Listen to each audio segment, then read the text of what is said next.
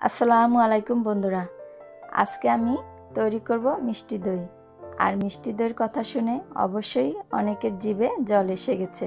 আর মিষ্টি দইটা কিভাবে তৈরি করবেন সেই ভিডিওটি আপনাদের সাথে শেয়ার করব। আমি এখানে মিষ্টি দই তৈরি করার জন্য 1.5 লিটার পরিমাণ দুধ নিয়েছি। এটাকে জাল করে অর্ধেক পরিমাণ করে নেব। এরপরে এর ভিতরে দিয়ে দিচ্ছি 1 কাপ চিনি। তবে মিষ্টিটা যে যতটুকু খাবেন সেই পরিমাণে নিয়ে নেবেন। এরপরে চিনিটাকে জাল দিয়ে গলিয়ে নেব। আর এটাকে ভালো করে অনবরত নাড়তে হবে।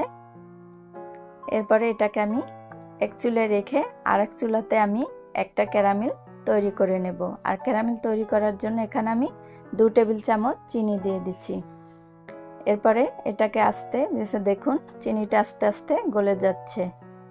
এরপরে এই যে ক্যারামেলটা তৈরি হয়ে গেছে। এরপরে এর ভিতরে আমি আস্তে আস্তে করে দুধ ঢেলে দেব। কিছুটা দুধ দিয়ে ক্যারামেলটা জাল করে গলিয়ে নেব। আর যদি এই মিষ্টি দইয়ের ভিডিওটি আপনাদের ভালো লাগে তবে অবশ্যই চ্যানেলটি লাইক, কমেন্ট ও শেয়ার করবেন। আর যারা চ্যানেলটিতে নতুন ভিডিও দেখছেন, যারা চ্যানেলটি এখনও সাবস্ক্রাইব করেননি তারা অবশ্যই চ্যানেলটি সাবস্ক্রাইব করবেন। ক্যারামেলটা গলানো হয়ে গেছে, তাই আমি এই পাত্রেই সম্পূর্ণ দুধটাকে ঢেলে নিচ্ছি। এটাকে এভাবে ঢেলে নেওয়ার পরে এটাকে আবার একটা দুইটা বলক করে নেব। দেখুন দুধের কালারটা আস্তে আস্তে অন্যরকম হয়ে গেছে।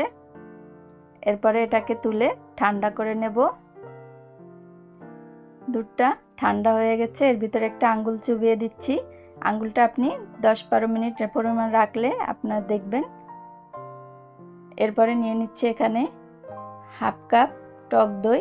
আর টক দইটাকে আমি ভালো করে ফেটে নিচ্ছি। আপনারা চাইলে মিষ্টি দইও নিতে পারেন।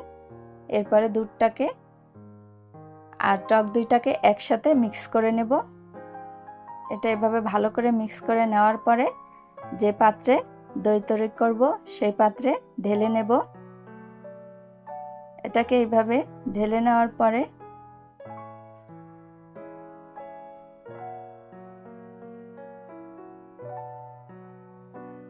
দেখুন আমি দুধটা ঢেলে নিয়েছি।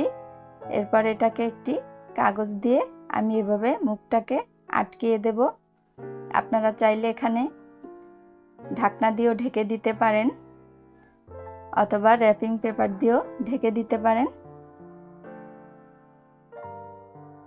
এভাবে মুখটা শক্ত করে ঢেকে দিতে হবে যেন এর ভিতরে বাতাস না ঢোকে।